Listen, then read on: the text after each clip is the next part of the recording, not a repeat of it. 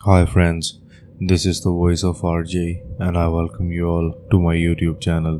Dark web के episode number 5 में मैं आप सबका वेलकम करता हूँ।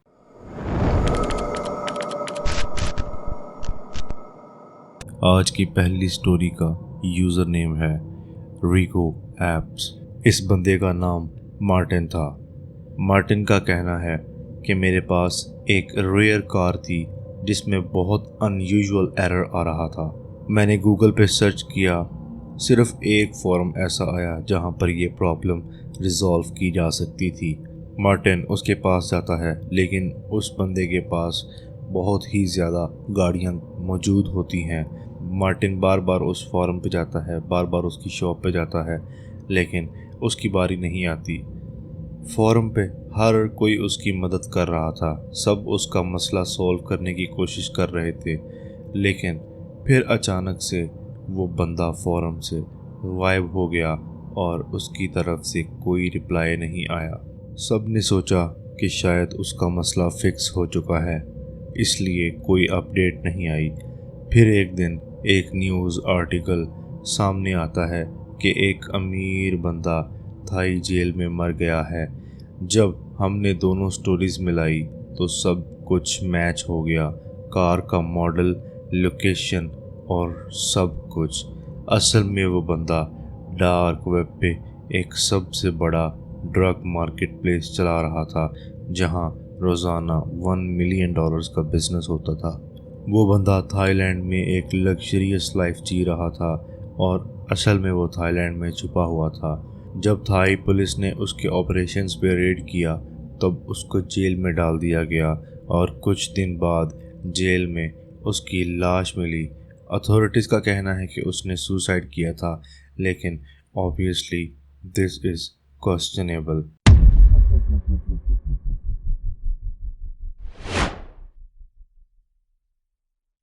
आज की दूसरी स्टोरी, इस बंदे का यूज़र नेम एक्चुअल में डिलीट कर दिया गया था, लेकिन ये स्टोरी स्टिल रेडिट के प्लेटफॉर्म पे मौजूद है। वहाँ पे एक शख्स जिसका नाम थॉमस था।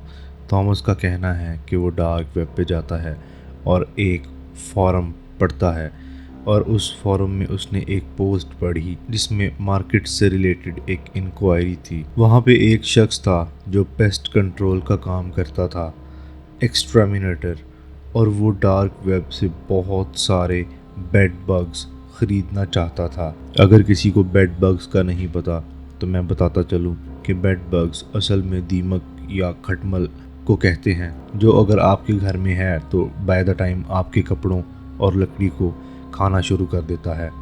उस शख्स ने इंक्वायरी डाली थी और उसकी इंक्वायरी के नीचे कमेंट सेक्शन में लोगों ने गेस किया कि वो बंदा बेड बग्स को जेनेटिकली मॉडिफाई करना चाहता था ताकि वो सब पॉइजन से उनको इम्यून कर दे और सिर्फ अपने खुद का जहर बनाए, जिससे वो बेड बग्स मारे जा सकें।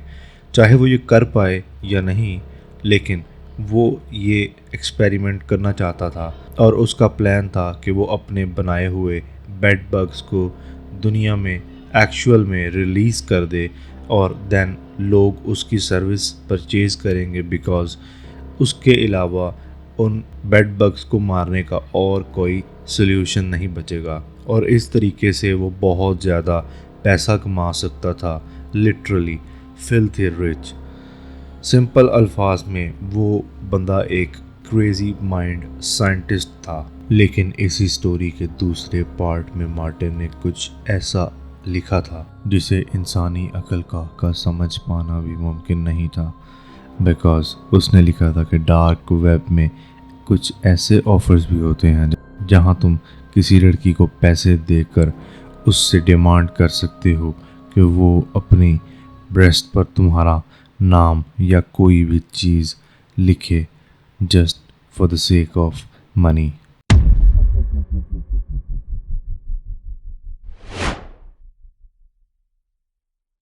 थर्ड स्टोरी जिस बंदे ने पोस्ट की थी, ये एक्चुअल में उसका पर्सनल एक्सपीरियंस था। उसका यूज़र नेम था ILLER34 और ये ऑलमोस्ट 9 साल पुराना रेडिट का थ्रेड है। उसका कहना था कि मैंने खुद कभी डार्क वेब एक्सप्लोर नहीं किया, لیکن میں ایک روم میٹ کے ساتھ رہتا تھا جس کو بہت ہی عجیب اور اسٹرینج بروشرز آتے تھے۔ شروع میں ہمیں کروز لائن وغیرہ کے نارمل بروشرز ملتے تھے، لیکن مجھے لگا یہ بس جنک میل ہے، لیکن یہ اتنی بار آنے لگے کہ مجھے عجیب لگنے لگا، اور پھر وہ اور بھی اسٹرینج ہونے لگے، جیسے کرسچن ڈیٹنگ سائٹس کے بروشرز، چھوٹی زو ٹرپس کے بروشرز اور ہر طرح کی رینڈم چیزیں۔ مجھے لگا جیسے کوئی مینٹلی کنفیوز کر رہا ہو، گیس لائٹنگ، لیکن میں کبھی کچھ نہیں کہتا تھا، اور جو بروشرز آتے تھے وہ اتنی ہی جلدی غائب ہو جاتے تھے، تو آئی واز ریئلی کنفیوزڈ کہ یہ آتے کہاں سے ہیں اور یہ کہاں چلے جاتے ہیں۔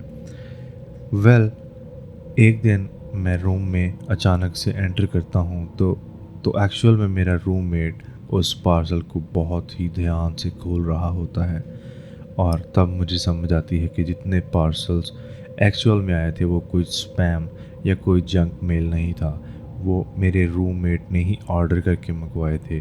اور جب وہ اس پارسل کو اوپن کرتا ہے تو اس میں سے ایک پاؤڈر نکلتا ہے جسے وہ سنف کرنے لگتا ہے، تو وہ موسٹ پرابلی ڈرگس آرڈر کرتا تھا ڈارک ویب کو یوز کرتے ہوئے، اور میرا روم میٹ بہت ہی ڈسکریٹ ڈرگ ڈیلر کے کانٹیکٹ میں تھا جو میل کے ذریعے اسے یہ پاؤڈر بھیجتا تھا۔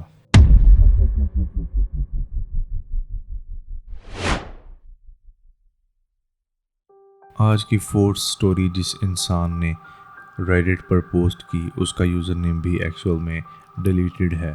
لیٹس سپوز کہ اس کا نام جیسن تھا، اور جیسن بتاتا ہے کہ میں کچھ دنوں کے لیے ڈارک ویب ایکسپلور کر رہا تھا، اور ایک دن جب میں ایکسپلور کر رہا تھا تو مجھے ایک ایسی ویب سائٹ ملی جو کہ ایک 4chan کی فورم جیسی تھی۔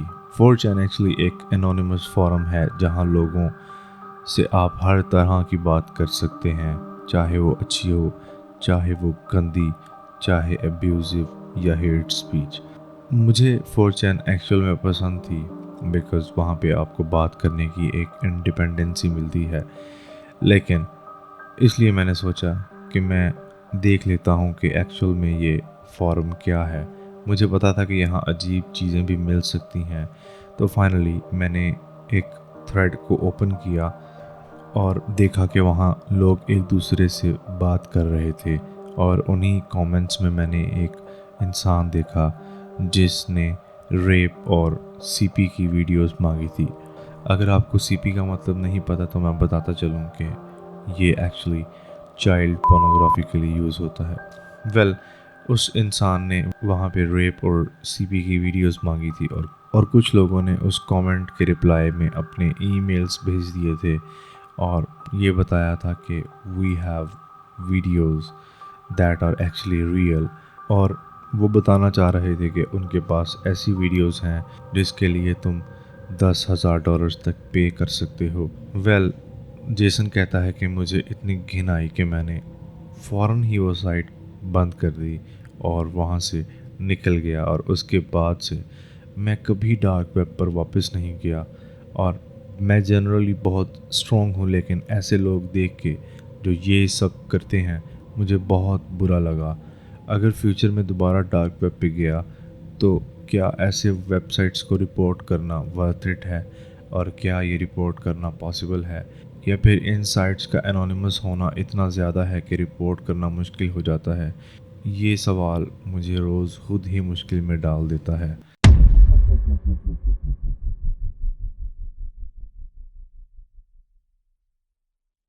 یہ تھی آج کی ڈارک ویب کی سیریز کی 4 سٹوریز۔ چونکہ یہ ریئل سٹوریز ہیں اور 100% ان میں کوئی فکشن نہیں ہے اور یہ فیکٹس پر بیسڈ ہیں، تو یہ تھوڑی بورنگ ہو سکتی ہیں، لیکن جس پر ایکچوئل میں گزری ہے وہی جانتا ہے کہ یہ کتنی ہاریفائنگ چیزیں ہیں۔ میں آپ سے پھر ملوں گا ڈارک ویب کے نیکسٹ ایپیسوڈ میں۔ تب تک کے لیے دس از the voice of RJ signing out. Don't forget to subscribe the channel.